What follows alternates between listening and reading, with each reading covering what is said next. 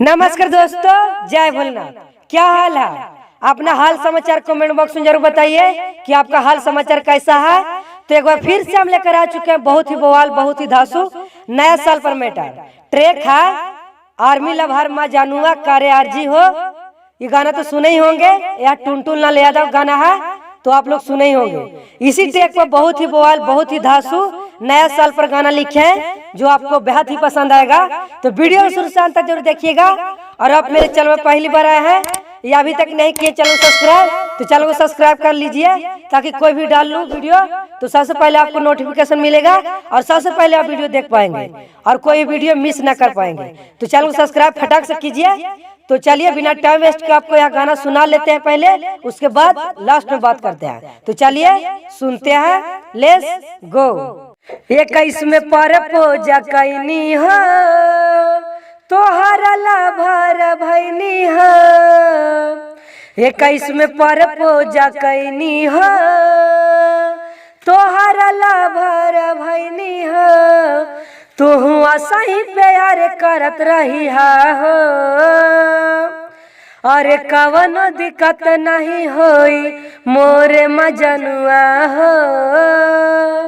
तोह के बनाई 22 में हम बलमुआ हो, अरे कवनो दिक्कत नहीं होई मोरे मजनुआ हो।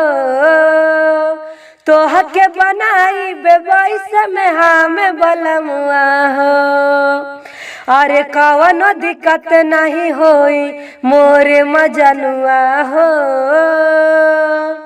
तोह के बनाई 22 में हम बलमुआ हो। हमारा प्यार में कमी रानी कवनो न होवे दिहा, चिंता काहे करत बड़ा तू ही मजा लिहा। हमारा प्यार में कमी रानी कवनो न होवे दिहा, चिंता काहे करत बड़ा तू ही मजा लिहा। अपन बतिया तू दिल के बतैहा हो,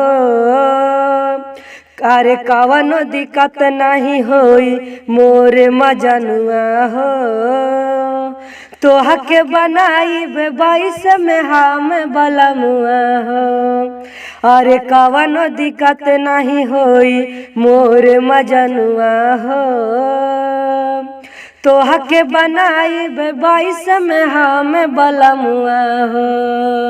रोहित शर्मा तोहरा परानी साचो में मर मिट जाई है। तोहरा खातिर ग्रीटिंग कार्ड सोनू लावे जाई है। रोहित शर्मा तोहरा परानी साचो में मर मिट जाई है। तोहरा खातिर ग्रीटिंग कार्ड सोनू लावे जाई है। खुश हो खब शादी होई हमर जहिया हो, अरे कवनो दिक्कत नहीं होई मोरे मजनुआ हो। तोह के बनाई 22 में हम बलमुआ हो, अरे कवनो दिक्कत नहीं होई मोरे मजनुआ हो।